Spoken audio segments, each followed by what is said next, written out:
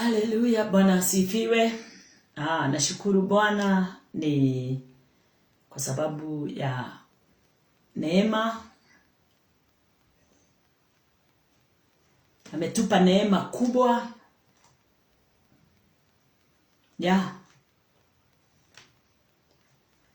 ya kuendelea na kufanya kazi yake kulingana na vile anavyopenda. So ninamshukuru sana na ninamuinua kwa sababu ya kazi yake ya ajabu.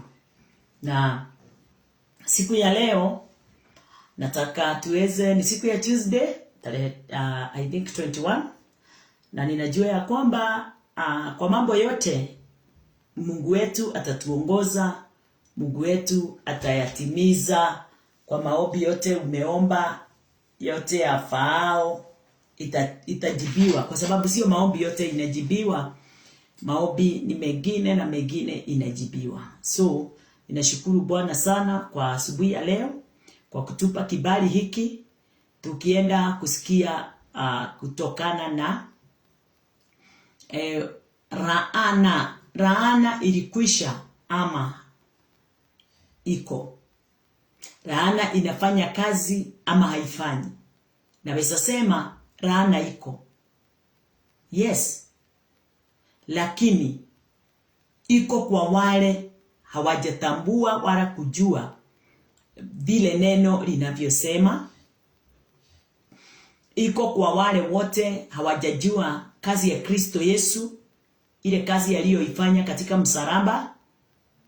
Iko kwa wale wote wanaoamini, wanaojiamini, wasioamini kazi ya Kristo Yesu, wasiotambua kazi ya Kristo Yesu kulingana na vile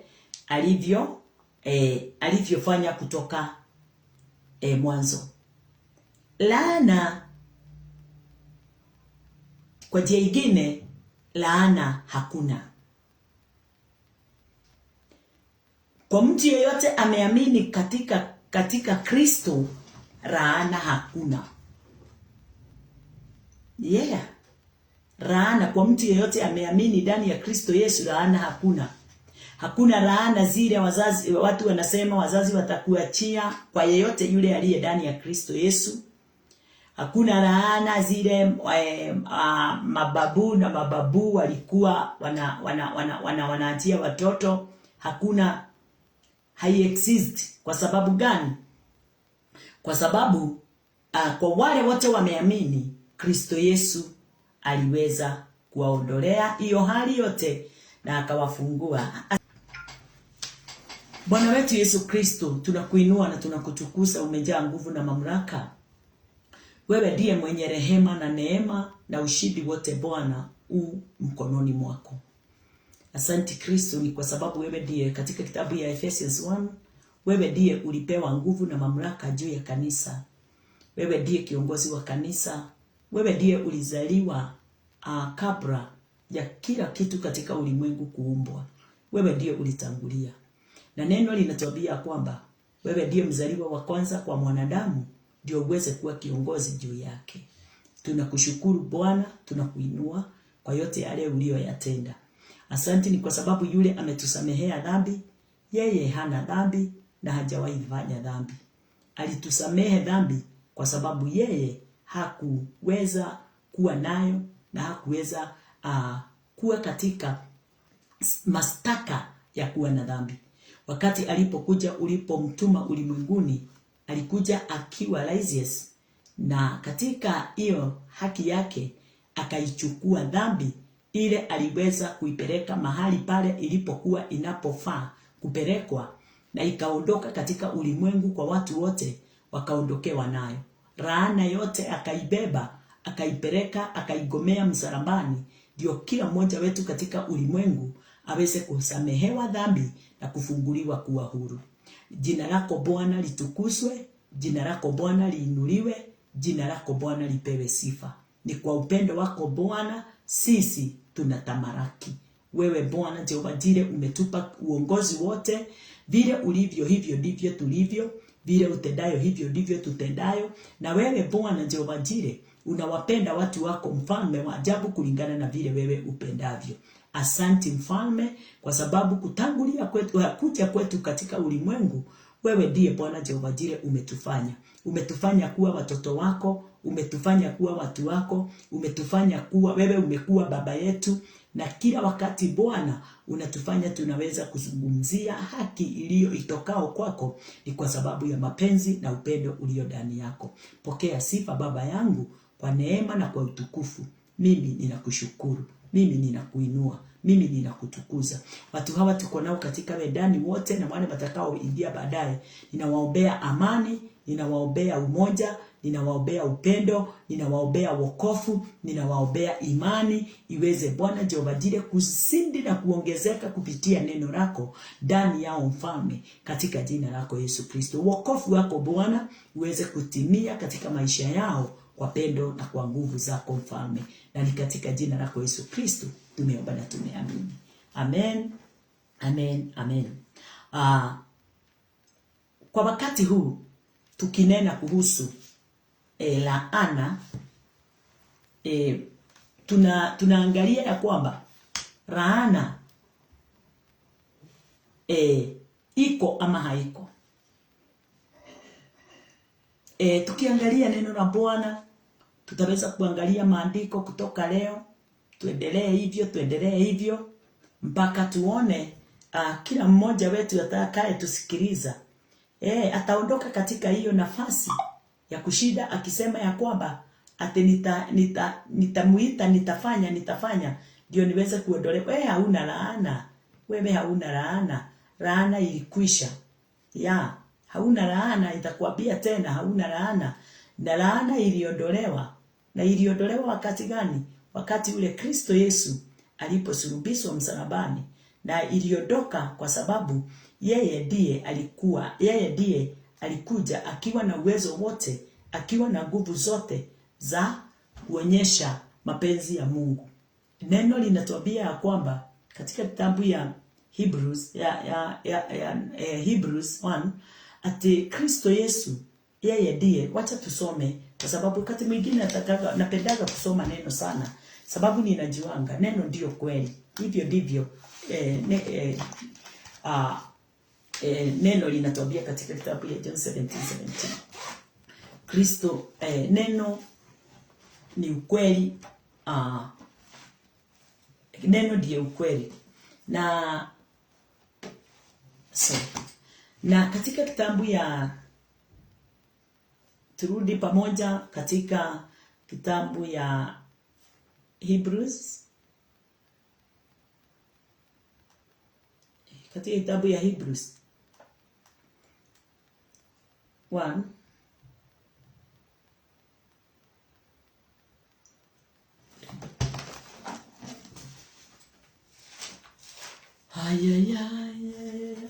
fungua katika kitabu ya Hebrews 1.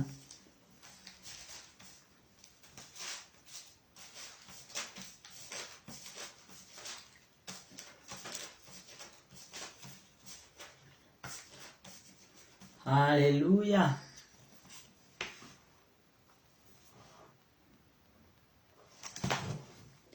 Katika kitabu ya Hebrews 1:3 neno linasemaje?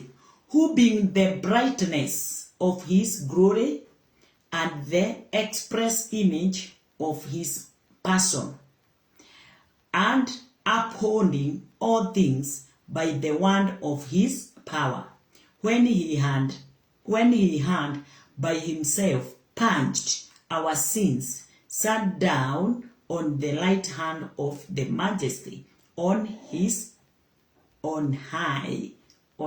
Hallelujah. Mambo mengine inanifurahisanga haki watu wa Mungu, acheni mwambie. Ati yeye kwa kuwa ni mng'ao wa utukufu wake na chapa ya nafsi yake, akivichukua vyote kwa amri ya uweza wake. Kwa amri ya uweza wake, akiisha kufanya utakaso wa dhambi, aliketi mkono wa kuume wa ukuu huko juu. Haleluya. Nakushukuru Bwana kwa sababu ya hii neema. Hii neema umetupa ni ajabu Mungu.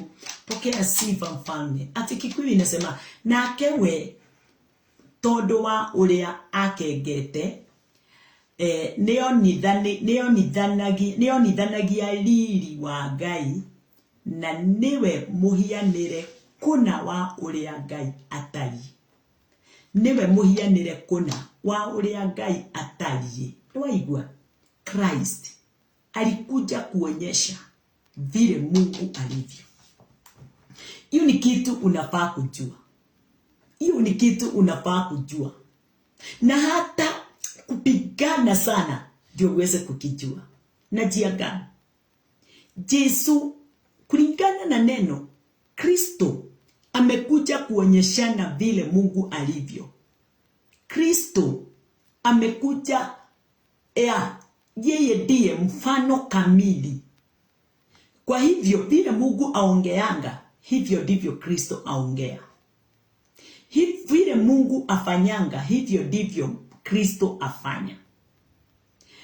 Vile Mungu apenda watu, hivyo ndivyo naye Kristo anavyopenda watu.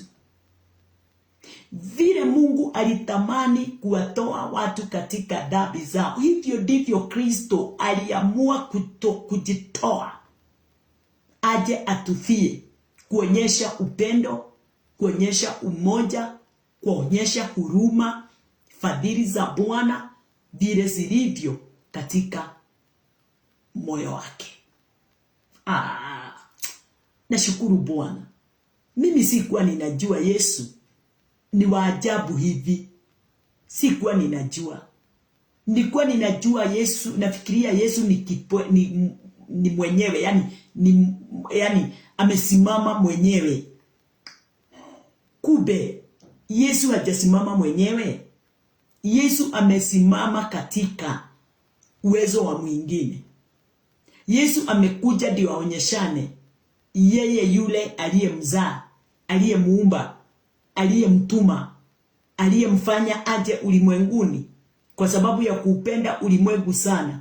Alimtoa yeye ndio aje ulimwenguni aweze kuwaokoa watu katika mkono wa yule muovu Shetani, katika laana, katika dhambi, katika utumwa, katika maafa, kifo. Haleluya, Bwana asifiwe. Moyo wa Mungu ulidhihirishwa na moyo wa Kristo. Moyo wa Mungu ulidhihirishwa mpaka wa leo unadhihirishwa na kazi ile Kristo Yesu aliyoifanya. Pasipo kazi ya Kristo Yesu ile aliyoifanya katika msalaba, hatuwezi kujua upendo ulio ndani ya Mungu, mapenzi iliyo ndani ya Mungu. Tungekaa tu tukifikiria kulingana na vile Old Testament mahali kwingine na kwingine Musa aliandika ya kwamba ate Mungu ni wawivu, Mungu anaua, Mungu anagojesha, Mungu anatuma maradhi, magonjwa, anatuma maradhi, ate Mungu anatuma, ate katika mkono wake ndiyo mabaya iko na ndiyo maofu iko, katika mkono wake ndiyo hasira iko, vita iko. Ate Yesu, ate Mungu ate Mungu ni wa vita. Haya yote, yani mambo yote yale unaona katika Old Testament ikinena kuhusu Mungu katika uhatari, katika ujabasi, katika hali yoyote ile. Nataka kukwambia mtu wa Mungu, ninashukuru sana kwa sababu nilikuja kutabua yale Musa aliyoiandika ilikuwa mifano ya mambo fulani, alafu ilikuwa moyo wa Musa. Mengine hakutoa katika moyo wa Mungu, hakunenewa na Mungu. Megi aliandika yake, mengine kwa sababu wakati aliambiwa aongoze wana wa Israeli, aliwaongoza yeye na malaika. Waliweza kufanya ile kazi wakiwa wote wawili. Yes, Yesu amenani Moses akiwa mediator. Bwana asifiwe. So wakati ninapoangalia neno, na ninataka uangalie neno na ufikirie juu ya neno kwa upana. Wacha kufikiria neno kulingana na vile unafundishwa kwa uchache, ni kitu kidogo, na kuambiwa umebarikiwa, umefanywa, umeponywa. Lakini nataka kujua ninaponywa namna gani? Nini nimefanya? Nimebarikiwa namna gani na nina njia gani? Na kwa nini ananibariki? Kwa nini anaonelea aje huyu akanibariki mimi? Kwa sababu kuna kuanga hivyo, sababu watu wanafikiria wewe ukiona umepewa dhao moja, wewe umebarikiwa sana kuliko mwenzako. Lakini nataka kukwambia sisi wote tumebarikiwa na baraka moja. Haleluya. Sisi tumebarikiwa na baraka moja, sisi wote, kutoka katika mkono wa Bwana. Hakuna huyu amembariki zaidi kuliko huyu. Mungu alipeana baraka moja tu, mwanae Kristo Yesu atufie, atutoe katika mauti, tutoke katika laana. Na tumetolewa katika laana ya kifo, tumetolewa katika laana ya dhambi, tumetolewa katika laana ya utumwa. Ametutoa. Akatupa nini? Kututoa ni kutofanya nini? Kutuokoa. Amefanya tuweze kupokea salvation. The great gift in the universe. Yeah. Salvation is the greatest miracle in heaven and in earth. Bwana asifiwe. Salvation is the great miracle. Na wote wale yeyote yule amepokea that great miracle, yeye laana haiwezi mforo. Hauwezi kufuatwa na laana. Haiwezekani.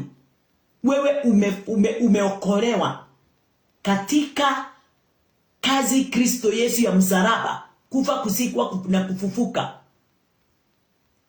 Hii kama ndio inafanya kazi ndani yako, hauwezi beba laana yoyote ile. Sababu wewe na Kristo umekuwa mmoja, na mnafanya kazi moja, na mumeamini Mungu mmoja. Hiyo tulikuwa tunasoma na Kikuyu inasema ya kwamba ati nake we tondu wa uria akengete nionithanagia riri wa Ngai, na niwe muhianire kuna wa uria Ngai atariĩ, na ninge niwe utiragirira indo ciothe na kiugo giake, ni uria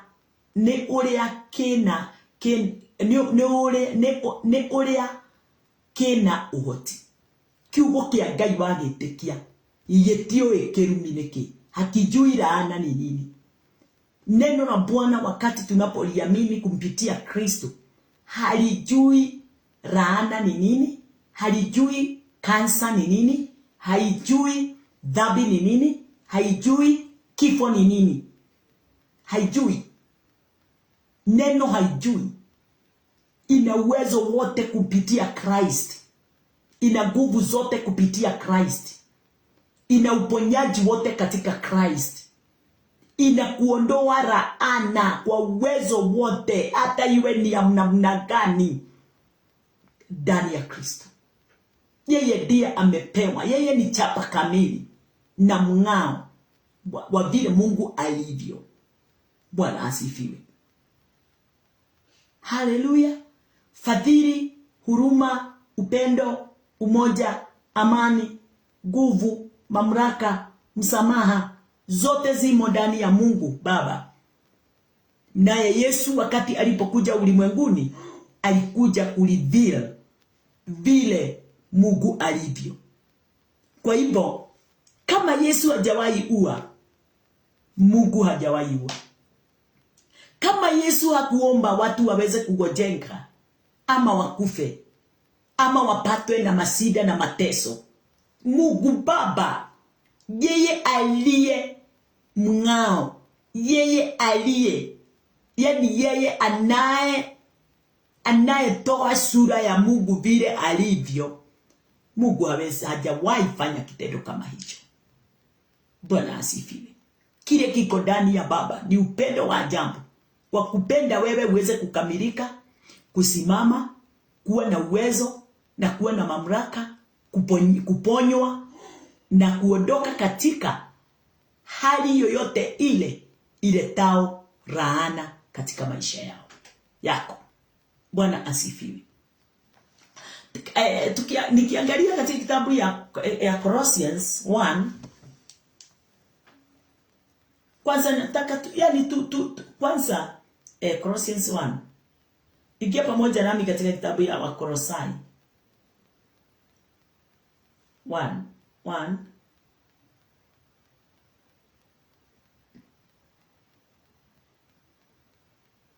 aya 16 inasema, for by him were all things created that are in heaven and that are in earth, visible and invisible, whether they be throne or dominions or principalities or powers. All things were created by him and for him.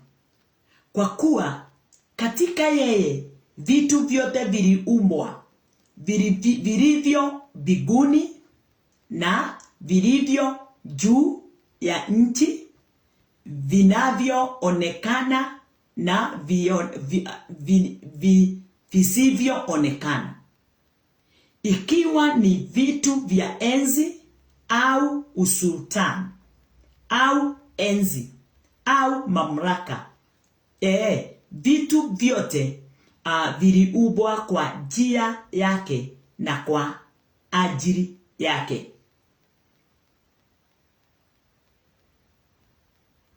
And he is 17. And he is before all things, and by him all things consist. Naye amekuwako kabla ya vitu vyote, na vitu vyote hushikana katika yeye. And he is the head of the body, the church, who is the beginning, the firstborn from the dead, that in all things he might have the preeminence. Naye ndiye kichwa cha mwili, yaani cha kanisa. Naye ni mwanzo,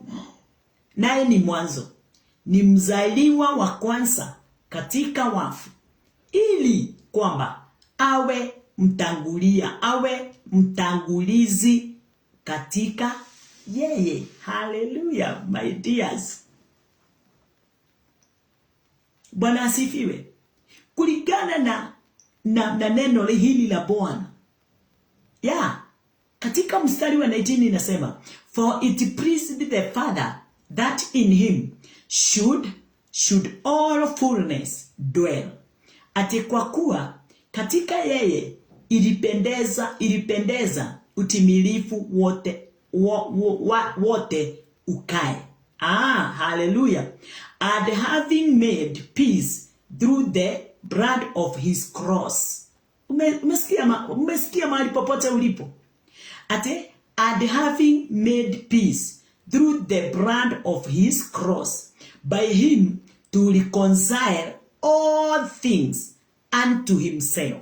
By him, I say, whether they be things in earth or things in heaven, na kwa yeye kuvipataniza vitu vyote na nafsi yake, akiisha kufanya amani kwa damu ya msalaba wake.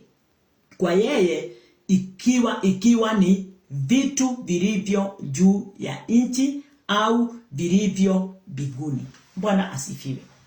Hii yote ni kazi ya Kristo. Na sio Kristo alijiamuru kuja ulimwenguni. Aliamulishwa. Kwa hivyo akona yule anaye tawala juu yake. Bwana wetu Yesu Kristo akona yule anayemuongoza. Akona yule aliyemuongoza na anayemuongoza hata sasa. akona yule alikuja kudhibitisha ama kuonyeshana, haleluya, moyo wake vile ulivyo juu ya mwanadamu. Na wakati tunapotazama hivi, tunaona upendo wa ajabu ule Mungu alio nao juu yangu. Haleluya, Bwana asifiwe. Mungu hawezi mtoa mwanae Kristo Yesu aje akufie ulimwengu hapa tulipo. Haleluya, mwadhani ya rogosho. Hawezi. Alafu atufuatilishe laana za kutuua. Kwa nini alimtuma yeye? Kwa nini? Jiulize hiyo swali. Kwa nini alimtuma Yesu? Na tena neno linasema hata kabla hajamtuma ulimwengu ulikuwa umejaa dhambi. So Mungu hakutuma Yesu mahali palikuwa na watu wazuri. Mungu hakutuma Yesu mahali palikuwa na watu waliokuwa na amani. Mungu alimtuma Yesu mahali palikuwa pamejaa laana. Mahali palikuwa pamejaa dhambi. Mahali palikuwa pamejaa uovu. Akamtuma mwanae Yesu Kristo. Kwa sababu ya laana ya dhambi ile tulikuwa tumelaaniwa nayo, Yesu aje aweze kuondoa. Haleluya. Na hiyo ndio tunaendelea na kuita, yani tumeigawanya na parts, akina generational curses. Bwana asifiwe. Kwa hivyo watu wanachezea katika laana za aina nyingi kulingana na vile wanavyosiita. Lakini nataka kukwambia kwamba hayo yote kwa jina moja, iwe vile inaitwa curse, iwe generational curse, iwe nini, iwe utaiita namna gani, iwe ni magonjwa ya laana, uchungu wa laana, yani kila kitu unachokiita vile unakiita. Nataka kukwambia asubuhi ya leo, hiyo ndio ilifanya Kristo Yesu aweze kuja ulimwenguni. Sababu kutoka mwanzo ilikuwa dhambi. Ilikuja ikiwa dhambi, sio laana kulingana na vile unafikiria. Ilikuja ikiwa dhambi. Hiyo dhambi ikalemea watu wote kwa sababu ya mtu mmoja yule aliweza kuleta dhambi ulimwenguni. Afanya watu wote waweze kuwa cursed kwa sababu ya kitendo kile alichokitenda. Bwana asifiwe. Sasa tukiendelea hivyo, ndivyo ninataka mawazo yetu kabisa iweze kutambua mapenzi ya Mungu katika maisha yetu. Sio mapenzi kulingana na vile tunavyofikiria. Kwa sababu watu wengi hata kama wanajua kuna mapenzi ya Mungu mema na mazuri, mawazo yao inawaambia Mungu anaweza walaani, Mungu anaweza wapiga, Mungu anaweza wagojesha, Mungu anaweza wafanya haya na haya na haya na yale mengine. Mungu hawezi. Mungu hawezi nyosha mkono wake juu yako ati akufanya jambo baya. Na alimtuma Yesu Kristo aje ulimwenguni akuokoe katika hali yoyote ile inaweza fanya wewe ukae chini ya laana. Alafu achukue mkono wake, afugue mdomo wake, akufuatilishe laana. Pengine Mungu amechanganyikiwa. Pengine Mungu awe amechanganyikiwa. Pengine Mungu awe haelewi vile anavyofanya. Alimtuma mwanae ndio aje akuokoe, akufungue, akutoe katika ile hali uliyowekwa wakati ulipokuwa haujatambua kizuri wala kibaya. Bwana asifiwe. Wakati ulikuwa haujatambua mapenzi ya Mungu ni nini juu ya maisha yako. Wakati ulipokuwa na dhambi ndani yako. Wakati ulipokuwa na chuki ndani yako. Wakati ulipokuwa yani mtumwa katika ulimwengu, Mungu akamtuma mwanae. Aje ni kwa sababu ya hayo mateso yote inayokutesa. Ikiwa imeanziwa na dhambi na laana. Haleluya. Ndio uweze kuondolewa mara moja ya kutosha. Usiibe wimbo tena unayeitwa curse, generational curse. Laana yoyote ile na jina yake. Magonjwa yoyote yale na jina yao. Haleluya. Sawa. Tukiendelea tutaangalia mpaka wakati kutoka Genesis, from Genesis, tuone vile wana wa Israeli waliweza, yani ili vile laana iliweza kuwafikia, na vile ile laana tu katika hiyo Old Testament from Genesis, ile laana iliweza kuondolewa, lakini watu wamesimamishwa na mapasta wao katika tu laana. Na hiyo ndio ile mtindo wameichukua ya kunyanyasa watu mali zao, kunyanyasa watu fedha zao, wakiwaambia kwao kuko wamelaaniwa, kwao kuna laana ya uzazi, kwao kuna laana vijana hawaoi, wakioa bibi wanatoroka, wasichana hawaolewi, wakiolewa wengine wanatoka, ate ni lazima mtu akiwa hivi. Kuna kwetu watu wako na ile ugonjwa wa kutetemeka. Saa imefuata sosoa nasikia alikuwa nayo. Haya yote inaweza kukupata, lakini ukiingia ndani ya Kristo haina njia, haina mamlaka. Tunapatwa na vitu zingine haziko kwa Mungu, ziko ndani ya mawazo kulingana na vile traditions, cultures ilivyo na inanena katika maisha yetu. Lakini jambo la kwanza, wacha tusome neno. Leo nataka kutangulia na kitabu na New Testament, tuone vile Yesu aliweza kufanya moyo wa mitume uweze kufafanukiwa, sababu moyo wa mtume na mawazo ya mitume ilikuwa katika laana, generational curses.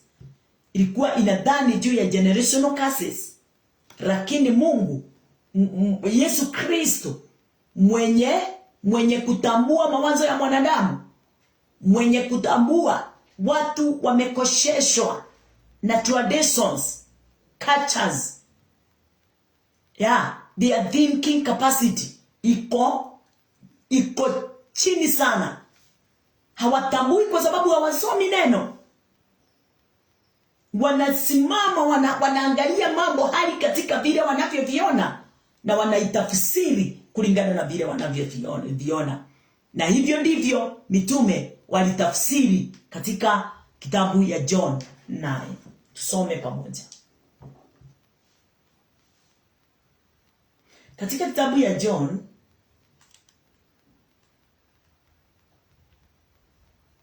9:1 inasemaje? John 9:1 inasema, and as Jesus passed by, he saw a man which was bright from his birth, hata alipokuwa akipita alimuona mtu kipofu tangu kuzaliwa,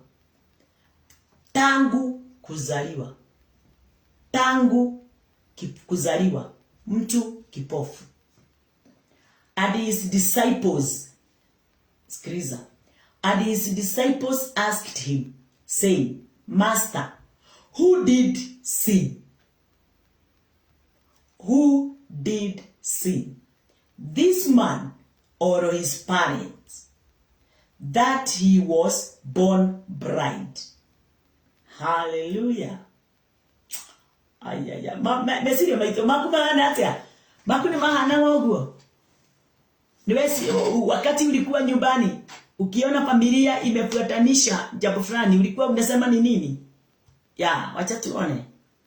Yesu naye akasema, Jesus answered, neither had this man sinned, nor his parent, but that the work of God should be made manifested in him.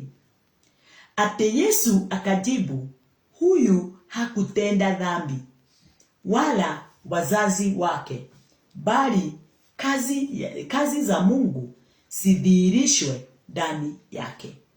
Jambo hili linanifurahisha. Dalili nilikuwa ninafikiria kabla sijatambua na kuwa na ufunuo kulingana na vile Mungu alivyo kumpitia mwanae. Nilikuwa ninafikiria Mungu kwanza anagojesha ndio jina lake litukuzwe. Hapana. Na hiyo ndio iko ndani ya mioyo ya watu wengi. Hiyo ndio mawazo ya watu. Hiyo ndio mafikira ya watu. Hapana. Na hii yote Mungu atatusaidia na tutaendelea kuifafanua. Hata kama leo hatutaweza kuifafanua yote, sababu tuna mahali tuna vile tutaendelea. Haleluya.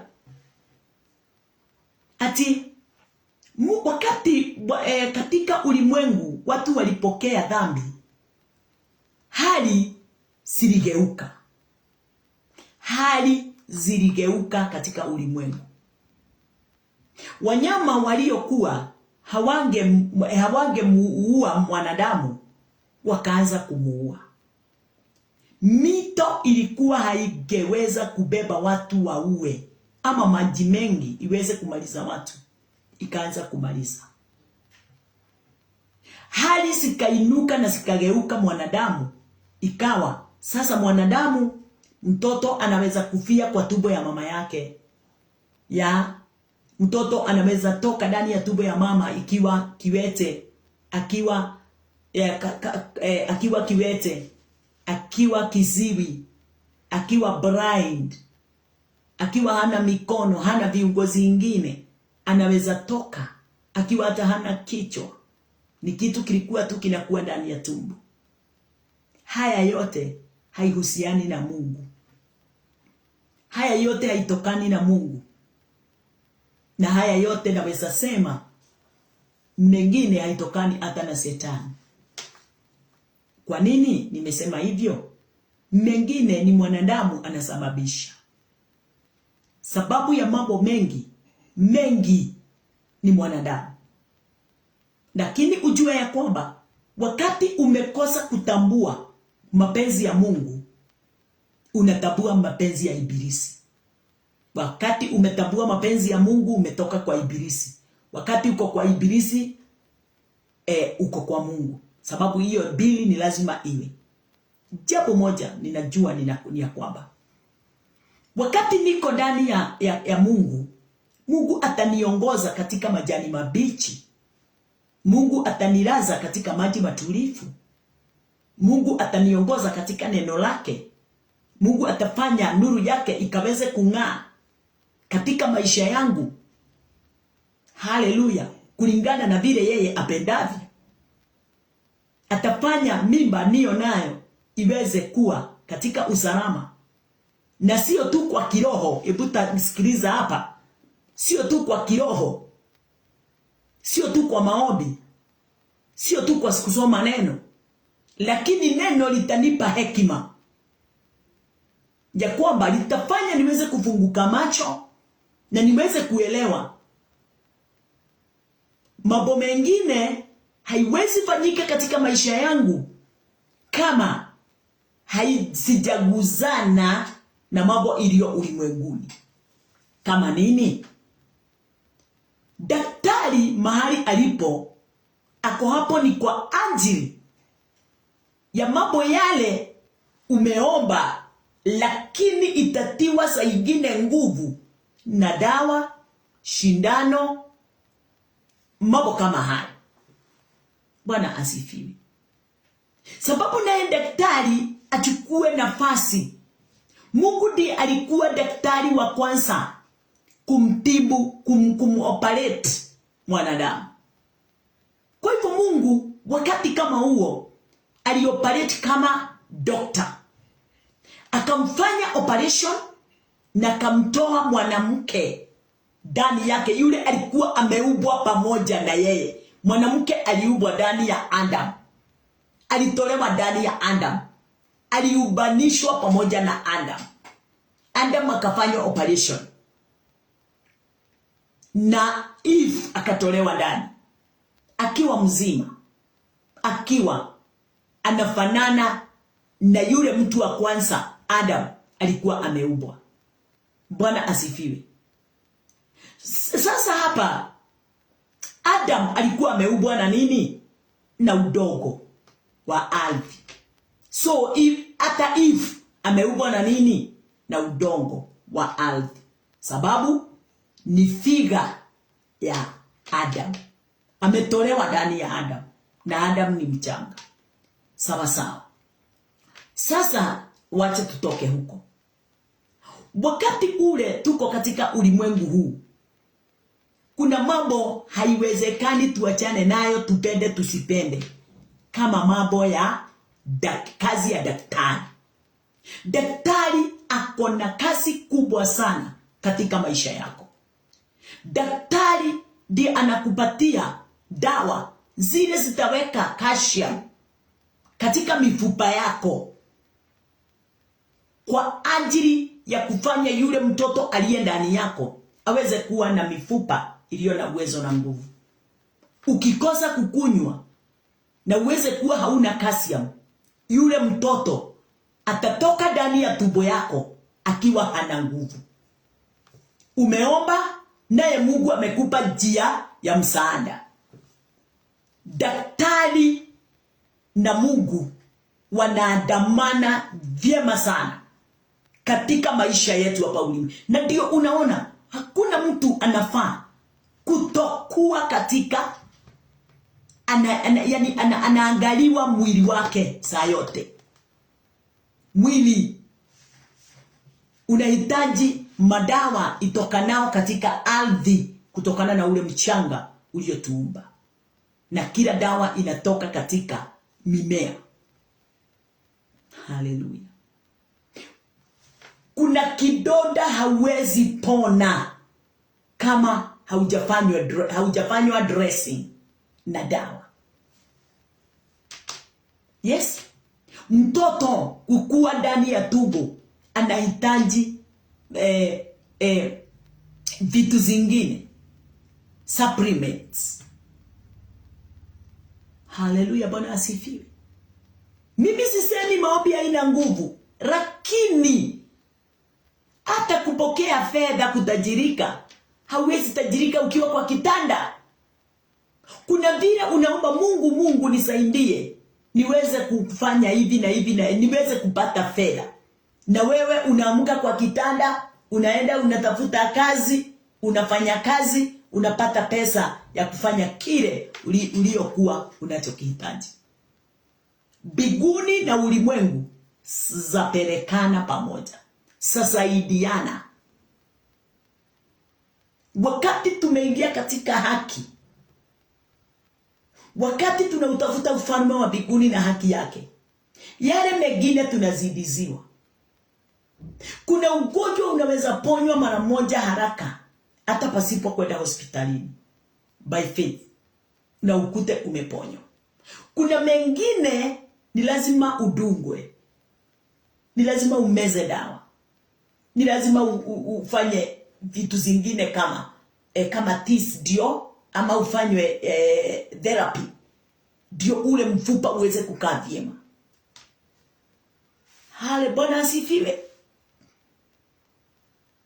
Na ndio unaona watu wale hawaamini na mahospitali.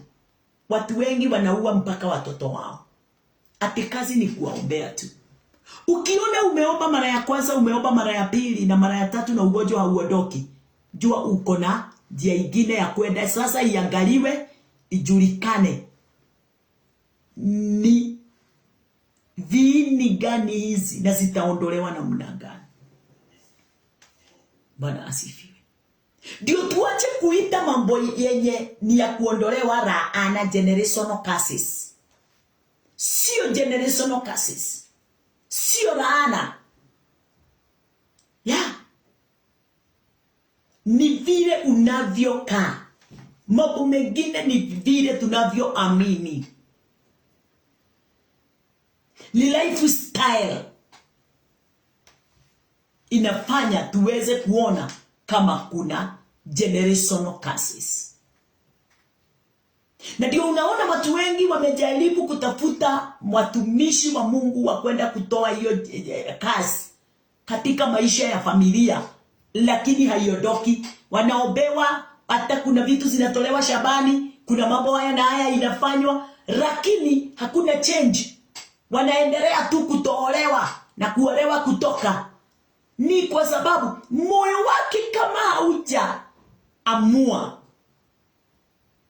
Hii ni lifestyle ya mtu. Hii ni kujiamulia. Mambo mengine ni waamuzi. Kwa sababu pengine mwingine anaachwa kwa sababu ni mlevi na hasimamishi nyumba. Sasa bibi akiondoka na watoto, familia inaachwa, amefanya kama yule ameitwa. Hiyo ni jina. Hata yule ameitwa after aliacha bibi tu hivyo na akaachwa na watoto. Akaachwa bila. Alikufa tu bila. Ni ulevi. Sio generational curse. Kwa nini? Kwa sababu yeye amekataa kuamini neno la Bwana. Na neno linatuambia tukimwamini, laana yoyote ile imewekwa. Tukimgeukia, laana yoyote ile katika kitabu ya Kusokelithia Madhani 18. Deuteronomy 18. Ati tukimwamini, haya yote tunasema tulionayo itaondoka. Haitakutana nawe. Tutaisoma baada ya wakati. Leo hatutaisoma lakini tutaisoma.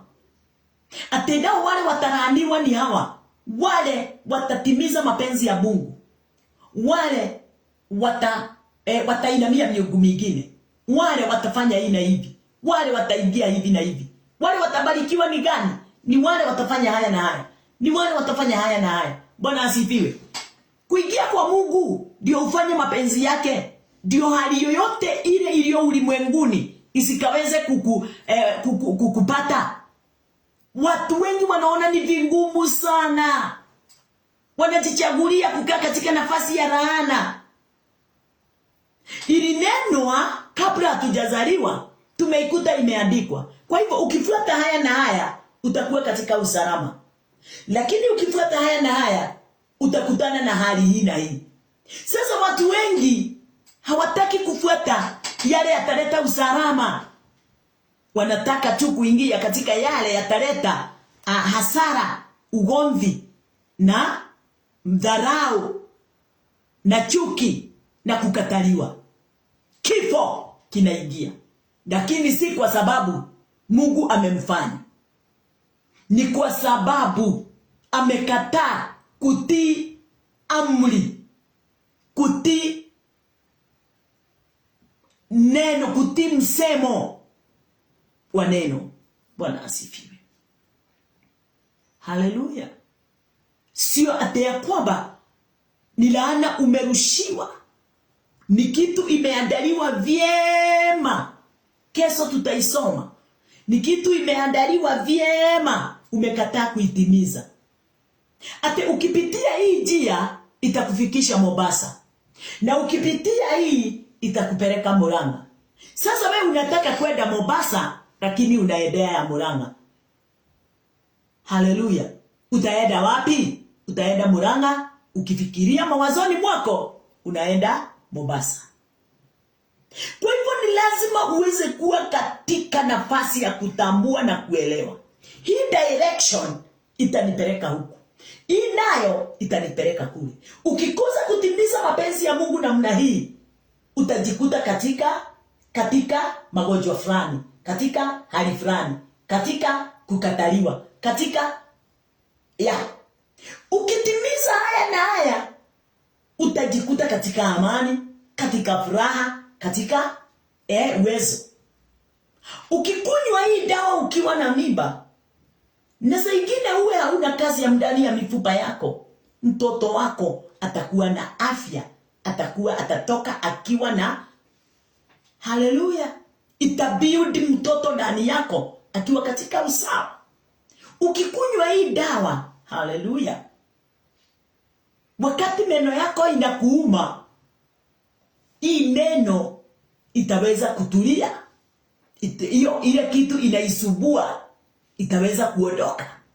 Lakini ukikosa kuikunywa, lile jino linafaa litolewe. Bwana asifiwe. Ama litasababisha hata kifo. Ni jambo gani rahisi? Ni umeze ile dawa ama ni ugoje kifo? Watu wengi wanangoja kifo. Watu wengi wanangoja ile jino likatike kumwagika na mesa hizo vitu na huko kwa tubu. Saigi hata kuna mtu wa kwetu pole, jino limemletea kansa na limemuua. Bwana asifiwe. Mambo mengine tunasababisha kwa sababu hatutaki kuongozwa. Neno la Bwana lilikuja ndio liweze kutuongoza. Hakuna mtu analaaniwa na neno la Bwana. Laana ama hali zinaingia katika maisha yetu wakati tumekataa kutimiza yale yaliyo neno. Adamu akaambiwa, Adam, usile mti wa ujuzi wa mema na mabaya. Wakati utakapokula utakufa hakika. Ameongozwa hajaongozwa? Nani amepokea laana na amepokea kwa nini? Kwa sababu amekataa mashauri ya Bwana. Shauri ni kitu kizuri sana kwa mtu akikushauri kulingana na ile njia inayofaa. Hautaangamia, hautakuwa na uchungu, hautakuwa na fear and anxiety, hautakuwa na jambo lolote litafanya uweze kuwa na regret. Lakini wakati umekataa mwongozo, na hivyo ndivyo makanisa ilivyo. Bwana asifiwe. Watumishi wengi hawaongozi watu katika nafasi ile inaofaa. Wanatuongoza watu ndio waweze kuwanyonya. Mapenzi yao ni wanyonye mali za watu. Wanamaliza watu. Watu wanaona Mungu hana uwezo, Mungu hana mamlaka, Mungu hawezi, hawezi ondoa laana, Mungu hawezi ondoa magonjwa, Mungu hawezi, watu wanaona sasa Mungu hata ni mwetu rahisi sana kuliko mwanadamu. Bwana asifiwe.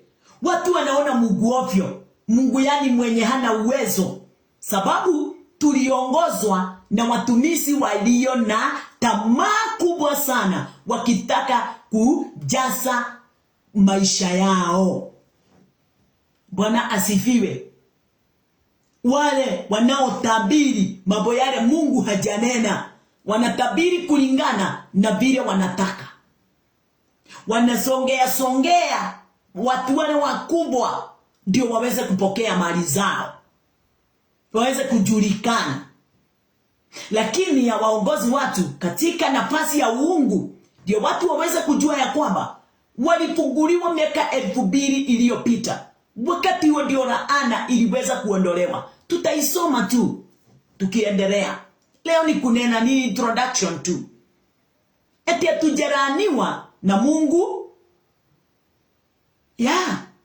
Sisi ndio tumesimama katika nafasi ya laana. Wewe unatazama laana hivi, unasikaa mahali pale ukisema nitajaribu hii na nichanganye na hii nione vile itakuja. Kwa hivyo haitakuwa hali chungu sana, mzito sana, kwa sababu nime mix. Hapana, neno la Bwana hauwezi mix na sheria. Ukweli ulio ndani ya Biblia hauwezi umix na sheria iliyopeanwa na malaika kwa mkono ilipewa Musa kwa mkono wa malaika. Hauwezi ichanganya. Malaika na Mungu hawaongei kitu moja. Mwadhani ya rogosho. Pole kwa kusema hivyo, sababu watu wanafikiria malaika wote kwa sababu wanaitwa malaika wa Mungu na wanaongea kitate kutoka kwa Mungu. Hata yule Lucifer alikuwa malaika wa Mungu na alikataa kuongozwa na Mungu, akanena zake. Malaika yule aliweza kumtumikia Moses. Ile sheria alimpa haikuwa imetoka kwa Mungu. Bwana asifiwe. Ni watu wasomi Biblia ndio waweze kutambua na kuelewa vile neno linavyonena na vile kazi ya Mungu inavyofanyika. Na ndio ulimwengu kwa watu wengi sana sana sisi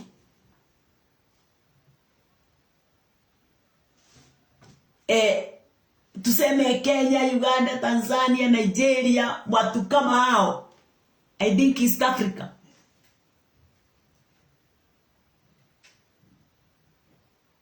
sisi ndio tunaamini sana na laana. Sisi ndio tunaamini na laana, sababu ya mababa wale, mapastors wale tulikuta katika uongozi. Haleluya. Katika hiyo neno tunasema ya kwamba Yesu aliwajibu na akaswaambia, sio wazazi ati ndio azaliwe akiwa haoni, ama akiwa kibete, ama akiwa na chochote kile. Tutaendelea kusikia mambo mengi ndio tuweze kuweka Mungu nafasi yake katika upendo na wema wake, na tuweke shetani na kazi yake na tamaa zetu sisi katika nafasi yake. Haleluya. Kuna mtu mmoja wakati nilipokuwa nikienda kutoa msichana wangu hospitali akiwa amezaa, ile kitanda alikuwa next nayo palikuwa na msichana. Yule msichana alikuwa naye alikuwa ameenda kujifungua.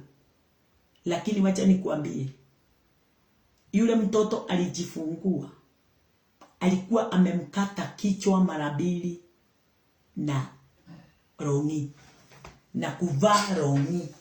Daktari walimuuliza, kwa nini ulikuwa unavaa rongi ya stroza ama wajifunga msipi na kukasa kwa tumbo? Ati alikuwa anazuilia tumbo isionekana. Sasa una vile umeharibu kichwa ya mtoto. Wakamwambia, toka hapa na uende sasa uende ukajitengenezea huyo mtoto kichwa. Haleluya. Nafikiria walimtengeneza hiyo kichwa daktari, lakini walikuwa wamekasirika. Mambo mengine sisi ndio tunajiletea. Kuna kuwa na mwingine naye alikuwa katika hali kama hiyo katika familia, akafanya kitendo kama kile. Sasa hiyo ndio watu wanaita generational curses. Ati hata fulani alikuwa pengine great huka grandpa, pengine kulikuwa hapana, ni tabia ni mawazo vile imekupeleka, ni uongozi wa kujiongoza. Haleluya. Yesu akawaambia, Yesu akajibu, huyu hakutenda dhambi wala wazazi wake. Kwa hivyo sio generation. Yesu alikataa. Kwa nini? Katika kitabu ya Acts kuna kitu nilisoma pale katika kitabu ya Acts. Acts 10, katika kitabu ya Acts 10:38 inasema ati how God anointed Jesus of Nazareth with the Holy Ghost and with power, who went about doing good and healing all that were oppressed of the devil, for God was with him. Yes. Kwa hivyo watu wamekuwa oppressed of the devil. Shetani ametumia mawazo ya watu. Shetani anatumia mawazo ya watu kuwafanya waweze kuamini mambo isiyo na msingi Na wakati watu wanapoamini hayo, wanaona ni Mungu ameyafanya mambo yale. Sababu Shetani anajua kujificha.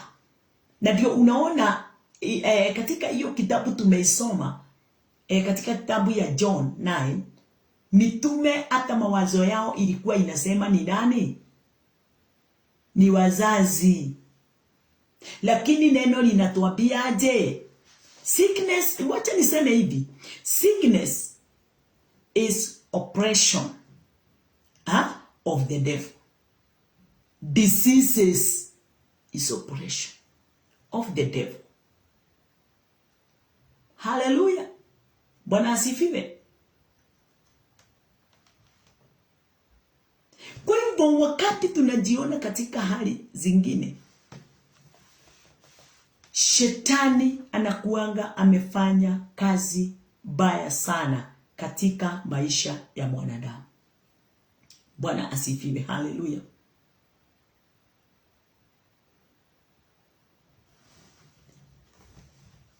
Na yule muovu atumika katika mawazo ya watu.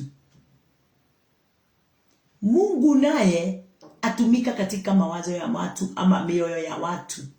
Shetani atumika katika mioyo ya watu. Kunalingana umemsikia nani. Kunalingana ni nini kinakuongoza. Ni nani anakuongoza. Sababu mambo mengine tunakataa uongozi wa Mungu, nasi tunajikuta katika hali ya kuangamia. Yesu, neno linasema ya kwamba ati Yesu Kristo alipewa, hiyo mstari wa 38 inasema Kiswahili, ati habari za Yesu wa Nazareti, jinsi Mungu alivyomtia mafuta kwa Roho Mtakatifu na nguvu, naye akazunguka huko na huko akitenda kazi njema na kuponya wote walioonewa na Ibilisi, kwa maana Mungu alikuwa pamoja naye. Wale walionewa na Ibilisi ni kusemaje?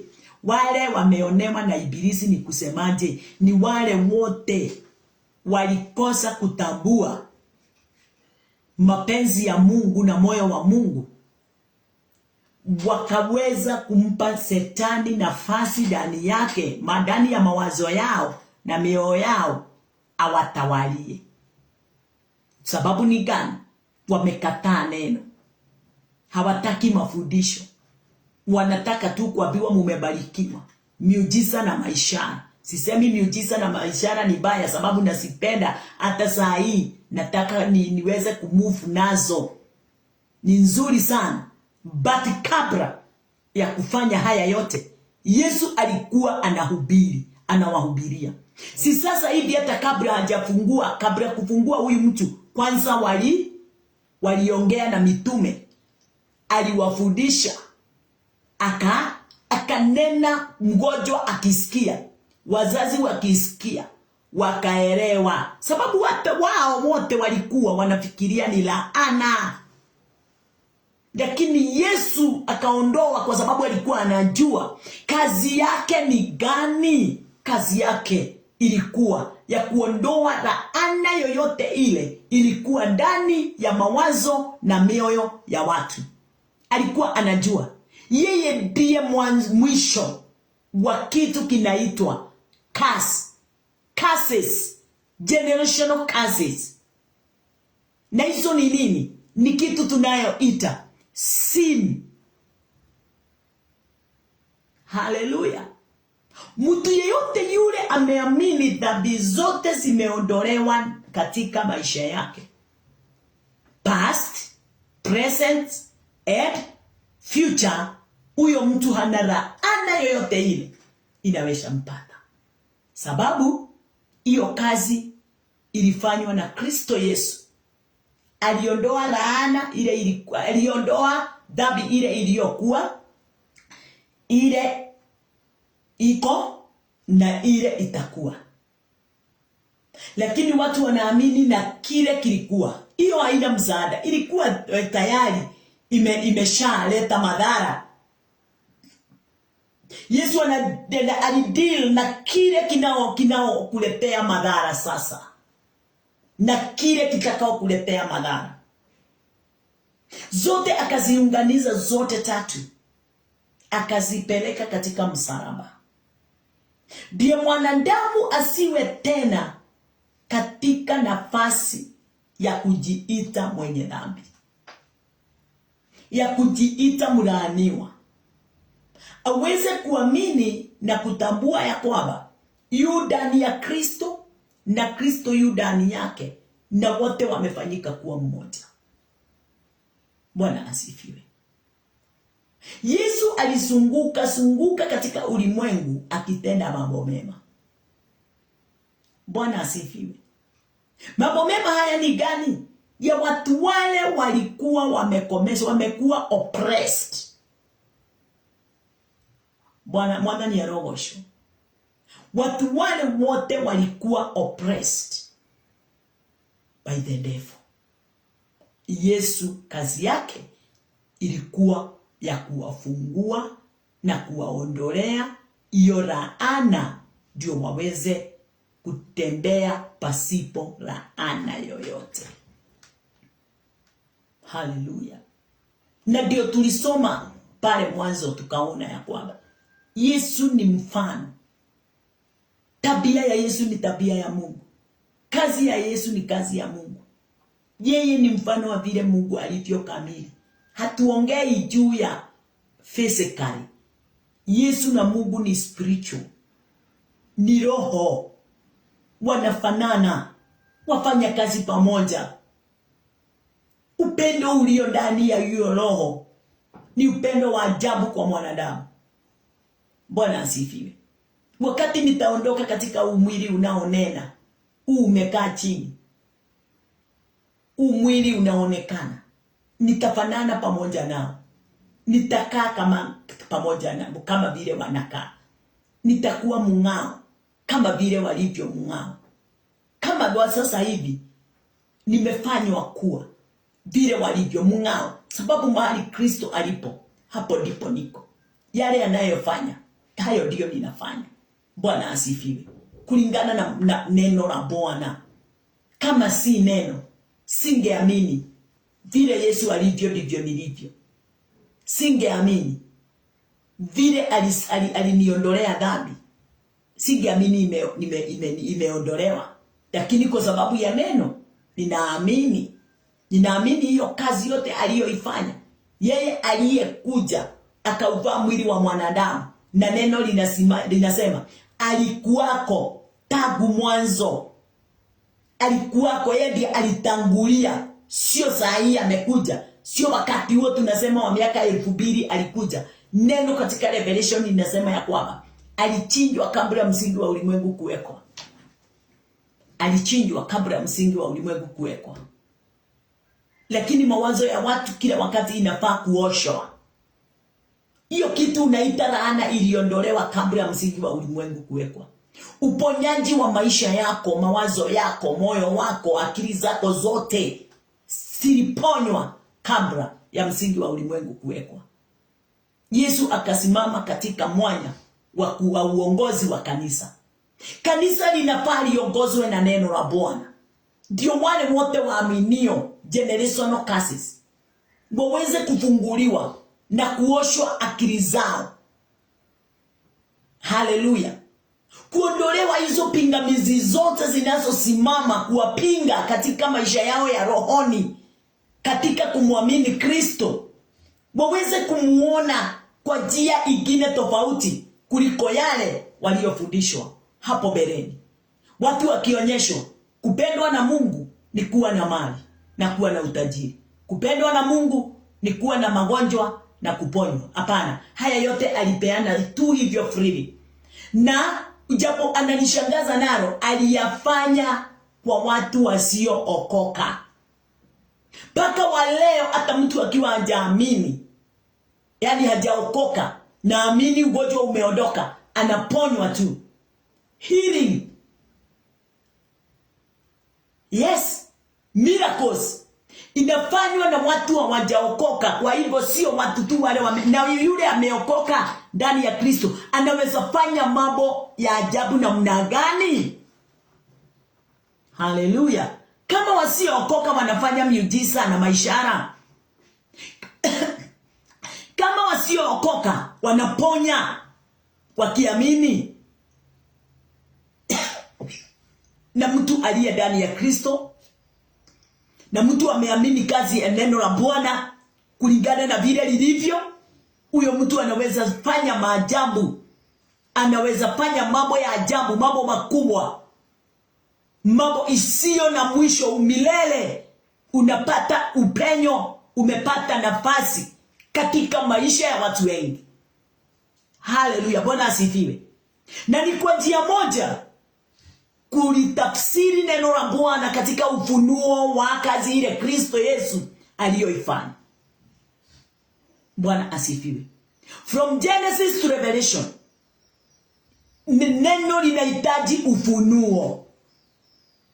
Pasipo ufunuo hakuna neno. Uko na dictionary, yani uko na ile kitu tunaita novel. Biblia inaweza kuwa novel katika maisha yako. Biblia inaweza kuwa hadithi za kila aina wakati unaposoma katika mawazo yako. Hii Biblia unaona.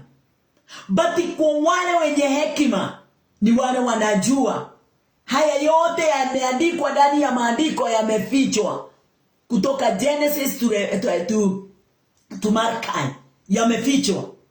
Hata watu wengi wakisoma New Testament hawafanukiwi. Kazi hiyo ilikwisha, ilifanywa.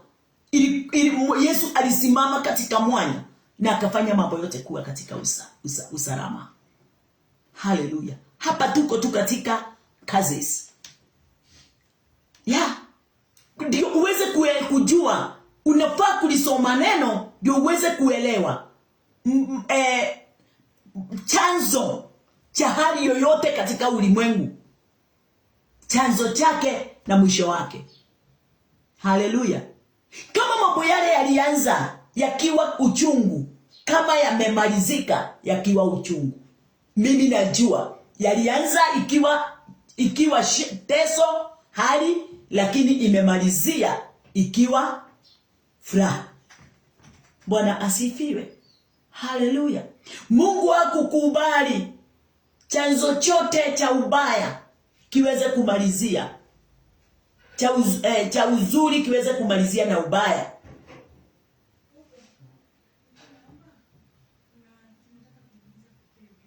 Bwana asifiwe. Ni kazi ya Bwana inatufanya tuweze kusimama katika uwezo wote na uungu wote wa Bwana. Bwana asifiwe. Ni kwa uwezo wa Mungu tumesimama. Ni kwa mapenzi ya Mungu tumepokea haki. Ni kwa upendo wa Bwana sisi tumefunguliwa na tumeponywa.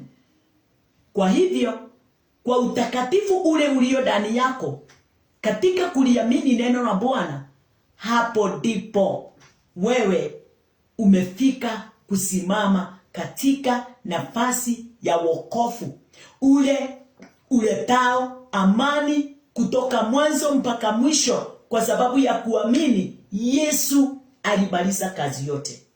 Kesho yake tutaweza kuendelea na haya yote, sababu tumeanza kujua kazi, na tutaenda tukiona. Na ukweli ni ya kwamba yeyote yule atafuata hata kubali tena kusema ati nitawaita watumishi, nitafanya hivi, nitafanya vile, ati wakuja waniondolee laana katika maisha ya. Laana yote Yesu aliondoa. Na tutasoma maandiko na utayaona. Kazi zile zilikuwa zimesemekana itafikia uzao wa kwanza, wa pili, wa tatu mpaka wa nne. Iliondolewa na Mungu aliyanena na ikajulikana. Sio Mungu alikuwa amenena, ni Musa alikuwa amenena akaishikanisha na Mungu. Musa aliongea maneno mengi sana kujihusu, yani kutoka kwake akailinganisha na God.